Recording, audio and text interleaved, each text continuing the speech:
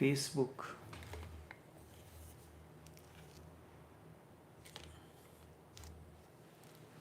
YouTube. Today, for reasons not known to me, we are not connecting on Skype. So we are only available on Facebook and YouTube. You are welcome to this live streaming from our studios, wherever you are connecting from. Sutras of Vigyan Bhairav Tantra. Meditation begins with doing and ends up in being. You cannot do anything about love, can you? If you do anything, you will falsify it. It will become artificial. It will not go deep. You will not be in it. It will become an acting. So too, you cannot do anything about meditation. This does not mean that you do not do anything, because then you will remain whatsoever you are. You have to do something, but perfectly conscious that by only doing you will not achieve it. Doing is needed in the beginning. One cannot leave it. One has to go through this process of doing, and once you have gone through it, you will transcend it, and an effortless floating has to be achieved. The path is arduous and contradictory. You cannot find anything more contradictory than meditation. Contradictory because it has to start with an effort and it has to end in effortlessness. But it happens. You may not be able to conceive logically, certainly not. But in experience it happens. A day comes when you just get fed up with all your efforts and efforts fall, then you enter into another realm. It happened with Buddha this way. For 6 years, he was making every effort possible. That was humanly possible. No human being has been so obsessed with becoming enlightened as Gautam, as Siddhartha. He did everything that he could do. He moved from one teacher to another, and whatsoever he was taught, he did it so perfectly that the teacher himself said that I don't know anything beyond this. Otherwise, teachers always have an excuse that you did not do it properly, that's why it did not happen. So they had to tell him only this much we could teach you, beyond this we do not know. So you go somewhere else. Siddhartha was a very dangerous disciple. And it is only the dangerous disciple who attains, who puts in all his efforts. He studied everything that was possible. Whatsoever was told, he would do it absolutely as it was told. And then he would come to the master and say, I have done it, but nothing has happened. What next? The teacher would say, you go somewhere else. There is one teacher here, one teacher there, you go. He went around and for 6 years. He did all that could be done, all that is humanly possible. And then he got fed up. The whole thing appeared futile, meaningless. One night he relaxed all efforts. He was trying to cross the stony river Niranjana. He could not. He watched each star disappearing one by one, and then he came out of the river. Now there is nothing for him to do, he thought. Everything is finished. Not only in this world but other world as well. Suddenly all efforts dropped. He was empty, because when there is nothing to do, the mind cannot move. The mind moves only because there is something to do. There is some motivation, some goal. The mind moves because something is possible, something can be achieved, and there is future. It is not today, it may happen tomorrow. That night, Buddha came to a dead point. He died, really, he died that very moment. Because there was no future, nothing was to be achieved, and with his effort, nothing could be achieved. I have done everything, Buddha thought.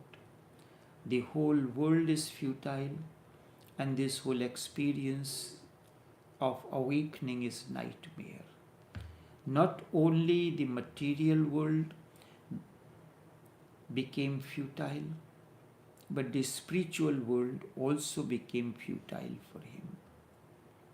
He relaxed. Not that he did something to relax. This is the point to understand, where there was nothing to be tense that he has to do something. There was nothing for him to do. Therefore he relaxed. There was no effort on his part to relax. But the thing was, there was nothing for him to do. So he relaxed. Under the Bodhi tree, he was not trying anything to relax. There was nothing to do, nothing to be tense about, nothing to desire, no future, no hope. All hopes, everything dropped. That night he relaxed. Relaxation happened.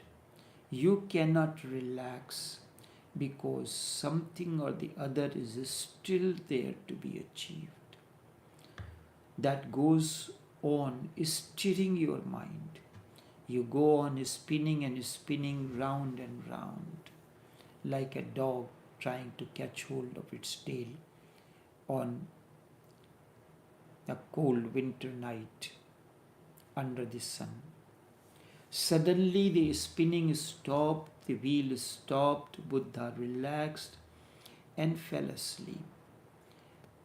In the morning when he woke up, the last star was settling. He looked at this last star disappear, and with that last star disappearing, he disappeared completely. He became enlightened one. Not that he became enlightened with him.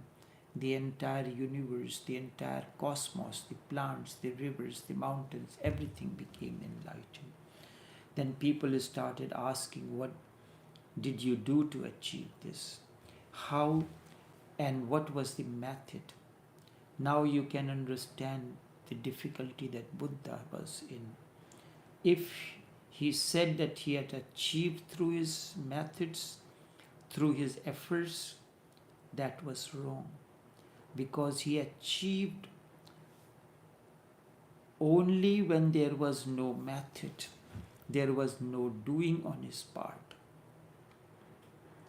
It is said that he had achieved through effort.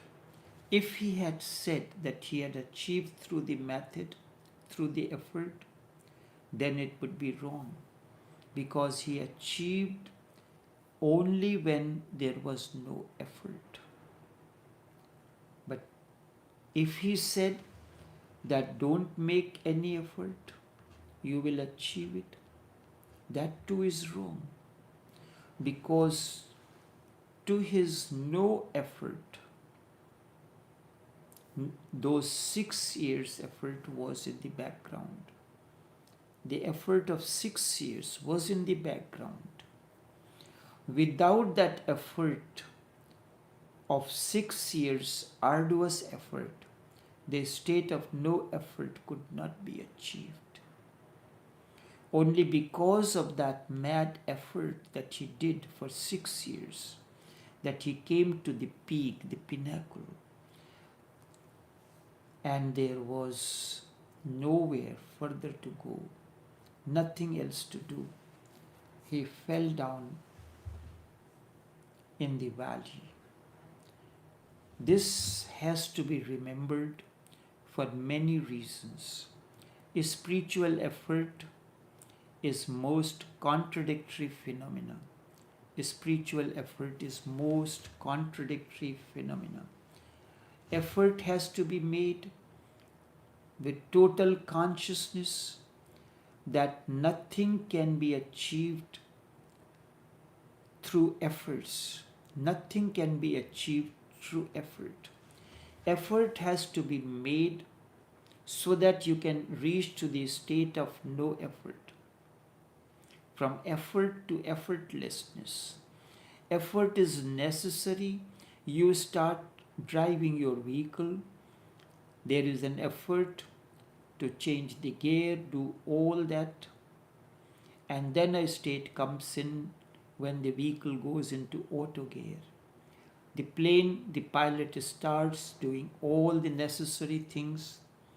When plane has reached a certain altitude, he puts on the autopilot and the plane moves on its own. So this is how it has to be, but do not relax your efforts, because if you relax, you will never achieve the state of relaxation. For example, you may take a different way.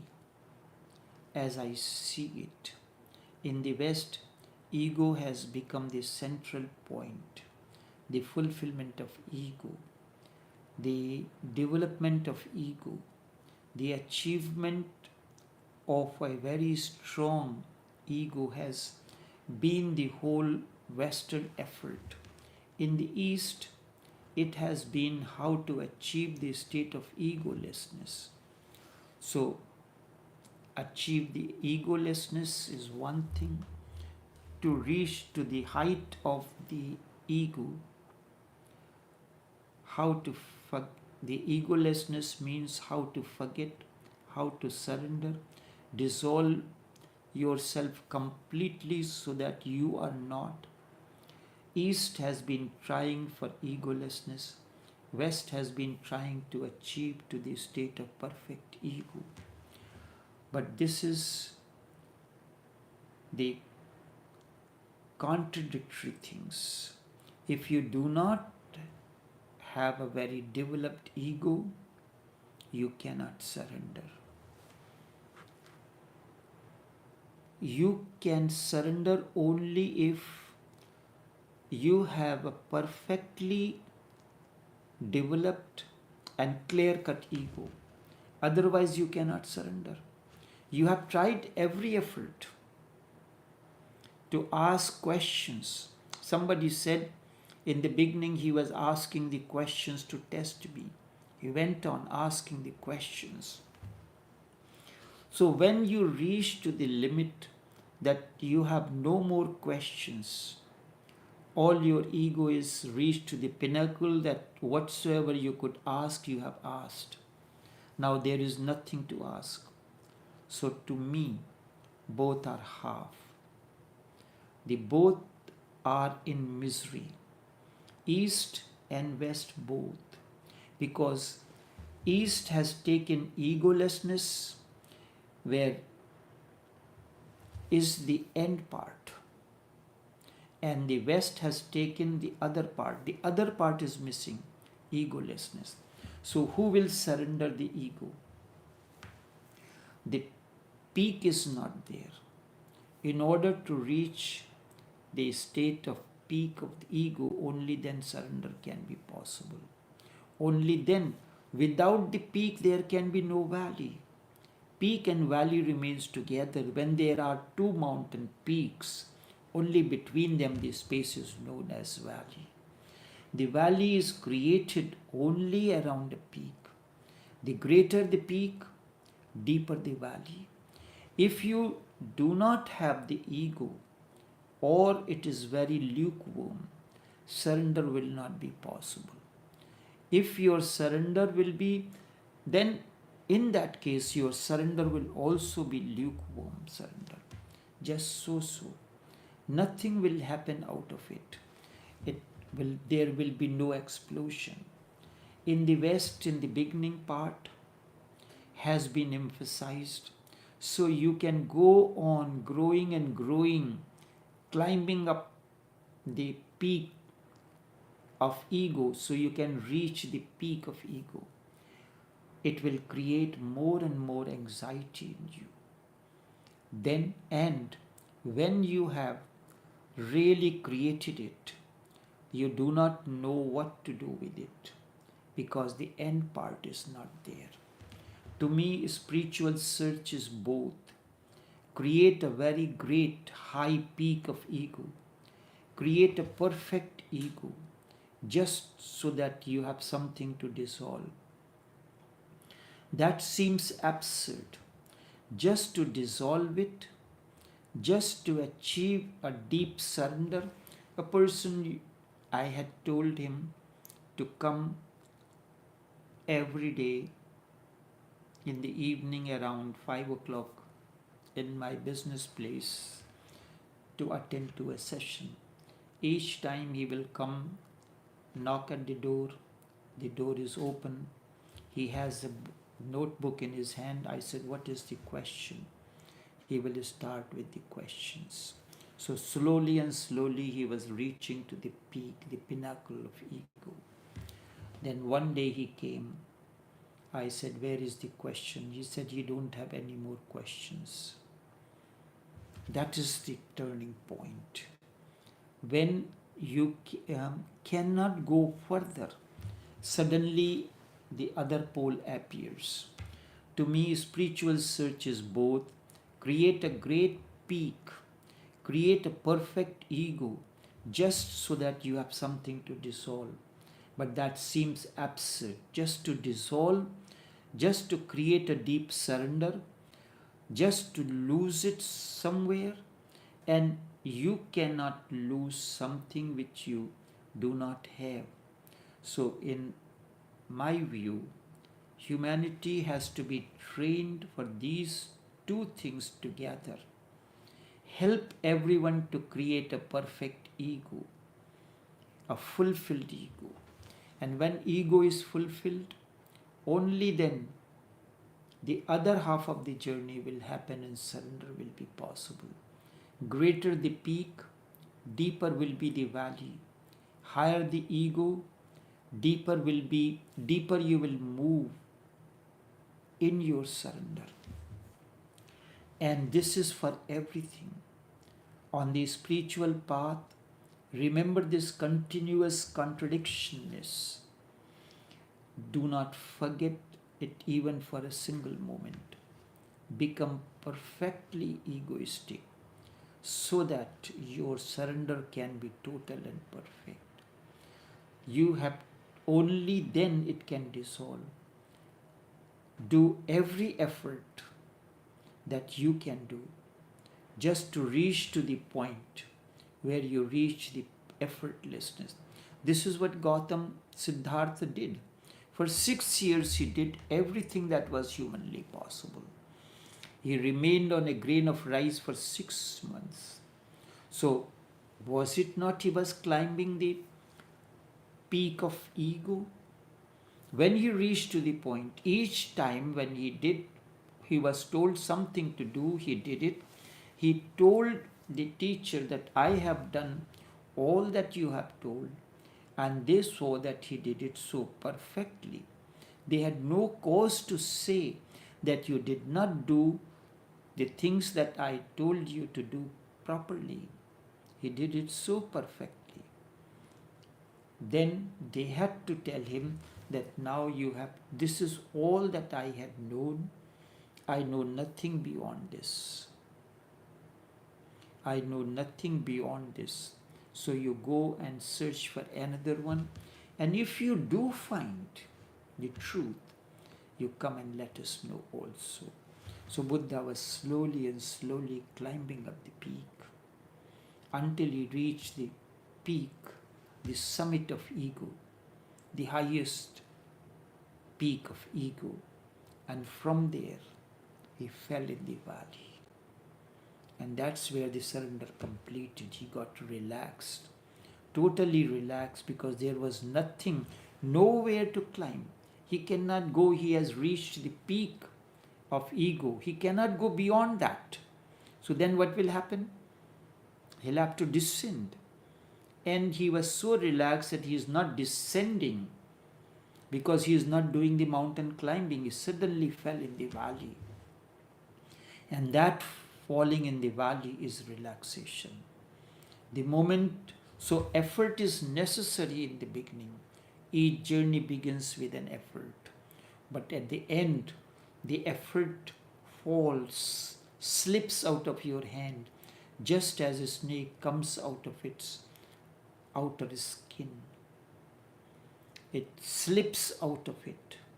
Not comes out, it slips out of it.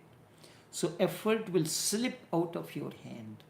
You will enter the state of effortlessness. That state of effortlessness is total relaxation. And it is in that state alone something happens. Until then, take care and do have a pleasant day.